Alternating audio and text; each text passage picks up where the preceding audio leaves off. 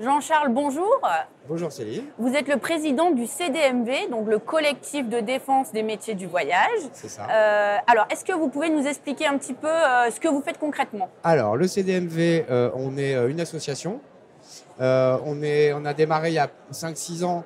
On était très porté sur l'observation des illégaux. Parce qu'en même temps, j'ai la casquette du helpdesk et on avait remarqué qu'il y avait beaucoup de postes sur les illégaux. Et puis pendant la crise Covid, on a senti qu'il y avait un vrai besoin de mettre du lien avec les différents acteurs, que ce soit éventuellement l'État, aussi les EDV. Et donc, on s'est constitué en association pour vraiment porter la profession en complément des autres et de mettre du lien entre tous ces acteurs. Et c'est vrai que là maintenant, la crise est derrière nous. Bon, il y en a d'autres, il y a les grèves, etc. Mais l'idée, c'est de continuer à remonter des informations du terrain. On présente aussi beaucoup de petites agences indépendantes ou des gens qui sont juste une personne. Et le but, c'est de vraiment remonter des informations du terrain auprès des instances, qu'elles soient nationales ou les institutionnelles. Donc là, vous êtes très actif aussi sur Facebook à travers votre groupe CDMV. Oui. Est-ce qu'il y a des dossiers que vous suivez un petit peu particulièrement en ce moment? Oui, alors on reste toujours très vigilant sur les illégaux. Donc les illégaux, ça comprend bien sûr aussi tout ce qui est les coachs, certaines plateformes, d'autres qui deviennent plus ou moins légales maintenant. D'ailleurs, on a retrouvé pas mal d'articles là-dessus et on est très suivi par Tourmac sur ce sujet, on vous en remercie. Donc les illégaux restent quand même quelque chose qui nous tient à cœur. Surtout que maintenant le métier a redémarré, donc on voit que ça redémarre bien aussi de ce côté-là.